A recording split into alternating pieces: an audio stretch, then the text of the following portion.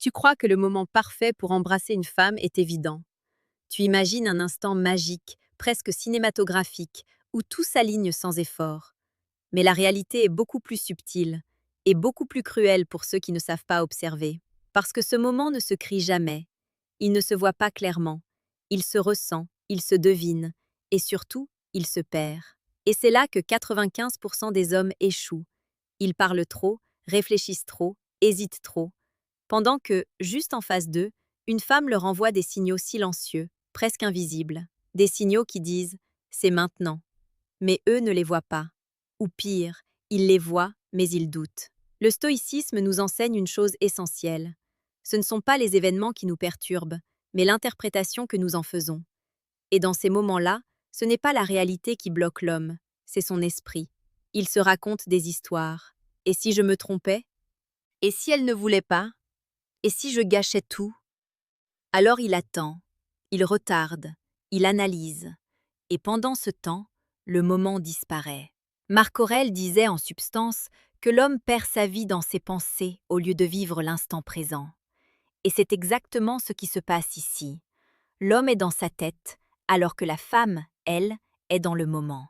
Elle ressent, elle vit, elle ouvre une porte invisible. Mais lui, il regarde ailleurs. Comprends bien ceci. Une femme ne va presque jamais te dire clairement qu'elle veut être embrassée. Ce n'est pas son langage, ce n'est pas son énergie. Elle communique autrement. Elle suggère, elle teste, elle invite sans jamais demander. Et si tu n'es pas attentif, tu passes à côté sans même t'en rendre compte. Imagine la scène. Vous êtes assis, peut-être dans un endroit calme. La conversation ralentit. Les mots deviennent moins importants. Il y a un silence, mais ce silence n'est pas vide, il est chargé. Un homme non conscient va paniquer face à ce silence. Il va parler pour le combler. Il va raconter n'importe quoi, faire une blague, sortir son téléphone, tout sauf rester dedans. Mais un homme stoïque comprend que ce silence est une opportunité. Épictète enseignait que la maîtrise de soi commence par la capacité à observer sans réagir impulsivement. Et ici, observer change tout. Parce que ce silence, c'est souvent le premier signal. Un signal invisible. Un signal que presque personne ne voit. La femme ne parle plus comme avant. Elle ne cherche plus à remplir l'espace. Elle te regarde, parfois brièvement, parfois plus longtemps. Son énergie change. Elle n'est plus dans l'échange logique. Elle est dans la présence. Et si tu es attentif, tu sens cette bascule. Mais la plupart des hommes ne la sentent pas. Pourquoi? Parce qu'ils sont enfermés dans un besoin de validation. Ils veulent être sûrs à 100%. Ils veulent un feu vert clair, évident, sans risque. Mais la vie ne fonctionne pas ainsi. Sénèque rappelait que celui qui attend des conditions parfaites n'agit jamais. Et dans ce contexte, attendre trop, c'est déjà perdre. Le premier signal invisible, c'est donc ce moment où la conversation ralentit naturellement, où le silence devient confortable, où elle reste là, sans chercher à fuir, sans chercher à parler. Elle est bien, et surtout, elle est présente avec toi. Mais ce n'est que le début, parce que ce moment-là, s'il est mal compris, peut être brisé en une seconde. Un mot de trop, une blague déplacée, un regard fuyant, et tout retombe. C'est pour ça que la présence est une arme. Être là, complètement là, sans chercher à contrôler, sans chercher à performer. Juste ressentir. Le deuxième signal est encore plus subtil. Il ne passe pas par les mots, mais par le corps. Une femme intéressée va inconsciemment réduire la distance entre vous. Pas forcément de manière évidente, ce n'est pas toujours un mouvement clair. Parfois, c'est presque imperceptible. Elle se rapproche légèrement. Elle incline son corps vers toi. Ses jambes, ses épaules, son visage, tout s'oriente doucement dans ta direction. Ce n'est pas une décision consciente, c'est une réponse émotionnelle. Et c'est là que beaucoup d'hommes échouent encore une fois. Ils voient ce rapprochement, mais ils n'osent pas y répondre. Ils restent figés, ou pire, ils reculent légèrement, par peur d'envahir. Mais ce qu'ils ne comprennent pas, c'est que cette proximité est une invitation silencieuse. Un langage que seuls ceux qui observent vraiment peuvent comprendre. Marc Aurèle insistait sur l'importance d'agir en accord avec la nature des choses. Et la nature humaine, ici, est simple. Quand deux personnes sont attirées, elles se rapprochent. Physiquement, émotionnellement, énergétiquement. Refuser ce mouvement, C'est aller contre le moment. C'est casser la dynamique. C'est montrer, sans le dire, que tu n'assumes pas ce qui se passe. Et à partir de là, tout peut s'effondrer. Parce que l'attraction a besoin de fluidité. Elle a besoin de quelqu'un qui ose suivre le courant, pas quelqu'un qui le bloque. Et puis, il y a le troisième signal, le plus invisible de tous, celui que presque personne ne voit, même quand il est évident. C'est le regard.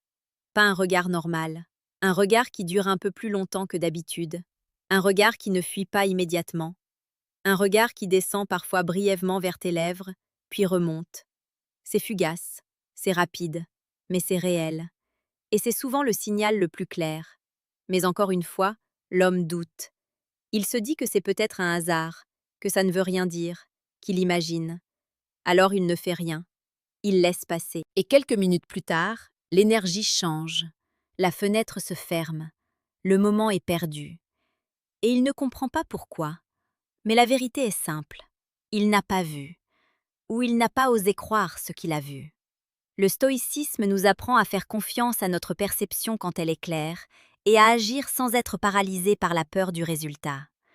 Tu ne contrôles pas la réaction de l'autre. Tu contrôles ton action. Et dans ces moments-là, ton action doit être alignée avec ce que tu ressens, pas avec ce que tu crains. Parce que la peur va toujours te dire d'attendre.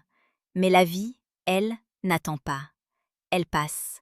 Et chaque moment manqué devient un regret silencieux. Alors pose-toi cette question. Combien de fois as-tu senti que quelque chose était possible, sans jamais passer à l'action? Combien de fois as-tu laissé filer un instant, simplement parce que tu voulais être sûr? La vérité, c'est que la certitude n'existe pas dans ces moments-là. Il n'y a que des signaux, des indices, des invitations, et ta capacité à les voir et à y répondre. Ce qui fait la différence entre l'homme qui crée un moment et celui qui le laisse mourir, ce n'est pas le charme, ni la beauté, ni même les mots. C'est la clarté intérieure. Parce qu'à cet instant précis, tout se joue en toi. Pas dans la femme, pas dans la situation, mais dans ta capacité à rester stable, lucide et aligné avec ce que tu perçois. La plupart des hommes pensent qu'ils doivent faire quelque chose d'exceptionnel. Trouver le bon timing parfait, le geste parfait, le regard parfait. Mais ils compliquent ce qui est, en réalité, extrêmement simple. Ils oublient que l'attraction est déjà là. Ils oublient que si ces signaux apparaissent, ce n'est pas un hasard. C'est une réponse, une ouverture. Et ton rôle n'est pas de créer à partir de rien, mais de répondre à ce qui existe déjà. Épictète expliquait que l'homme libre est celui qui agit sans être esclave de ses peurs. Et dans ces moments-là, ta seule prison, c'est ton hésitation. Parce que plus tu attends, plus ton esprit commence à fabriquer des scénarios. Et si elle ne voulait pas vraiment? Et si je me faisais rejeter? Et si je gâchais l'ambiance? Alors que la réalité est déjà là, devant toi, simple, évidente, presque silencieuse. Et pendant que tu réfléchis, ton énergie change. Tu deviens moins présent, moins ancré, moins sûr. Et elle le ressent. Parce que contrairement à ce que beaucoup pensent, une femme ne réagit pas seulement à ce que tu fais. Elle réagit à ce que tu es dans l'instant. Si tu es tendu, elle le sent. Si tu doutes, elle le capte. Si tu es coupé de toi-même, elle s'éloigne, même sans comprendre pourquoi. Sénèque disait que l'homme perturbé ne voit pas les choses telles qu'elles sont, mais telles qu'il est lui-même. Et dans ce contexte, si tu es rempli de doutes, tu interprètes tout comme un risque, même ce qui est évident, même ce qui est offert. C'est pour cela que la maîtrise de soi est essentielle. Pas pour devenir froid, pas pour devenir distant, mais pour rester stable à l'intérieur, même quand l'émotion monte. Parce que oui, il y a toujours une montée d'émotions. Ton cœur accélère légèrement, ton attention se focalise. Tu sens que quelque chose se passe. Et c'est exactement là que la majorité des hommes perdent le contrôle. Ils passent du moment présent à leur tête, du ressenti à l'analyse, de l'action à l'attente. Et à partir de là, tout se fige. Mais un homme stoïque ne lutte pas contre cette montée. Il l'accueille, il la reconnaît, et il reste ancré. Il ne cherche pas à supprimer l'émotion, il cherche à ne pas en être dominé.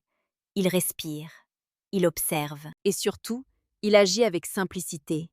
Parce que le geste n'a pas besoin d'être spectaculaire, il n'a pas besoin d'être théâtral, Il doit être naturel, fluide, presque évident. Tu te rapproches légèrement, tu maintiens le regard, tu laisses le silence exister, et tu avances, sans précipitation, sans hésitation, sans demander la permission avec des mots, mais en la lisant avec attention. Et c'est là une nuance que peu d'hommes comprennent.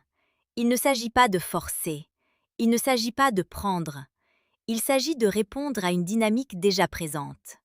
Si les signaux sont là, tu avances. S'ils ne sont pas là, tu respectes. C'est cette intelligence émotionnelle qui crée une véritable connexion. Pas la pression, pas la manipulation, mais la justesse. Marc Aurèle écrivait que tout ce qui est naturel est harmonieux. Et dans ces moments-là, quand tu es aligné, tout devient fluide. Il n'y a pas de lutte, pas de tension. Juste un enchaînement naturel d'actions et de réactions. Mais pour atteindre cet état, tu dois abandonner une chose, le besoin de résultat. Parce que tant que tu es focalisé sur réussir le baiser, tu n'es plus dans le moment. Tu es dans le futur, dans l'anticipation, dans la peur. Et tu perds tout. Alors que si tu es simplement présent, attentif, connecté, le geste devient presque secondaire.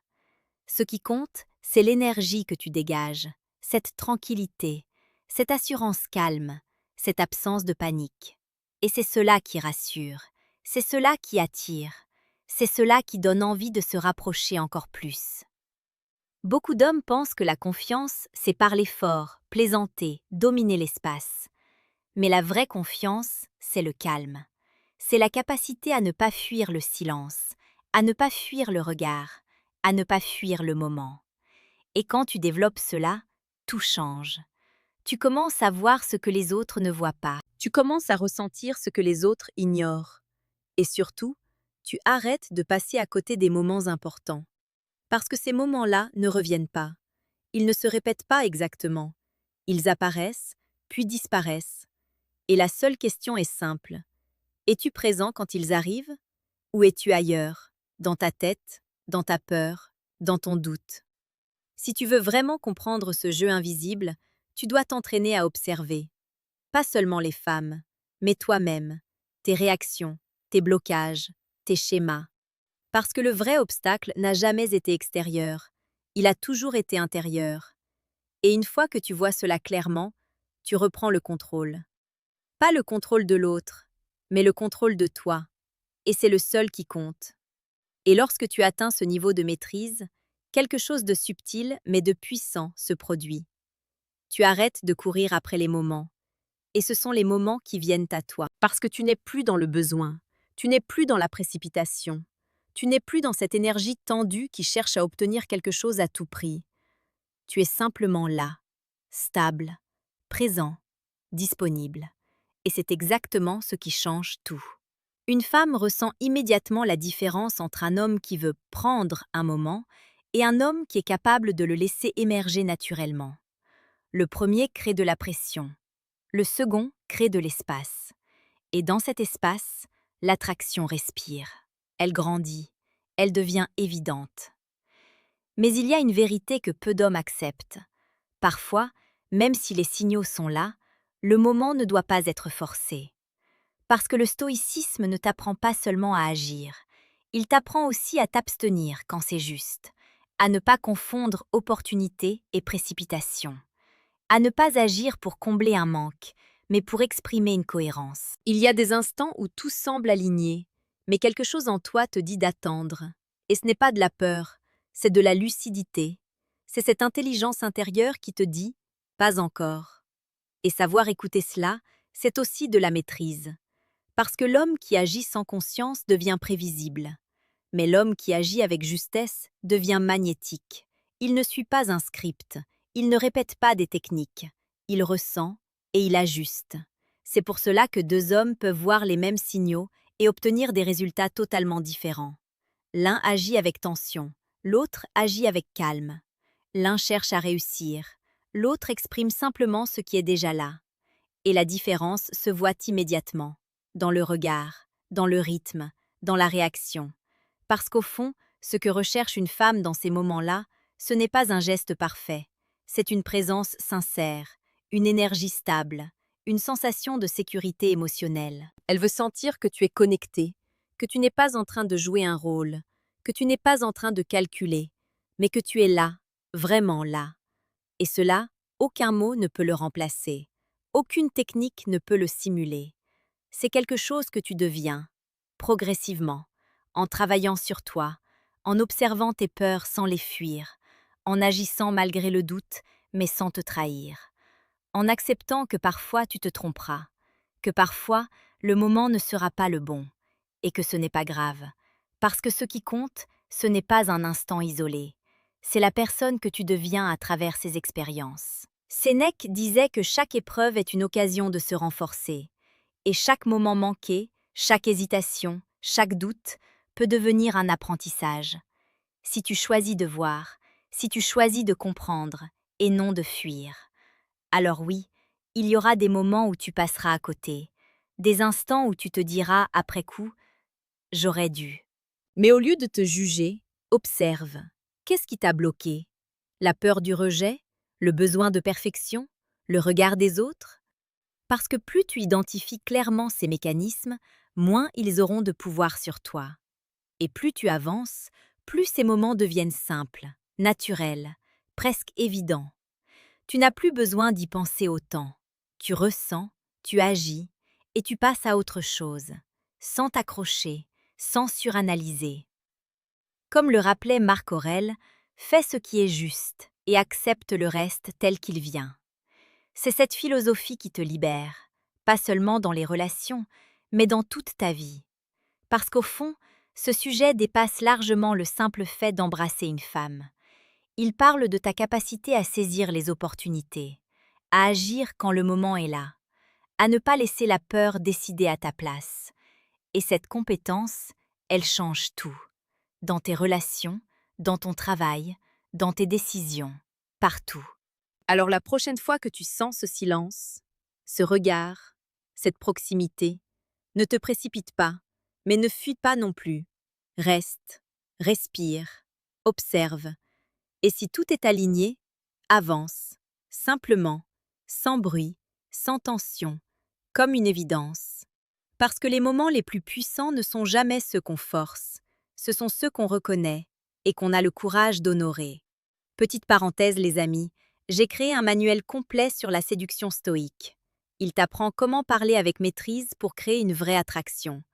Le lien est en première ligne de la description. On continue. Et si tu comprends vraiment ce que tu viens d'entendre, alors tu as déjà une longueur d'avance sur la majorité. Parce que la plupart continueront à chercher des techniques, des phrases, des stratégies, sans jamais réaliser que tout commence à l'intérieur. Alors prends ce temps, travaille ta présence, affûte ton observation, et surtout, reste fidèle à cette règle simple. Vois clairement, agis simplement et accepte pleinement. Si ce message t'a parlé, tu sais déjà ce qu'il te reste à faire. Pas besoin de grands discours, juste rester connecté et continuer à avancer.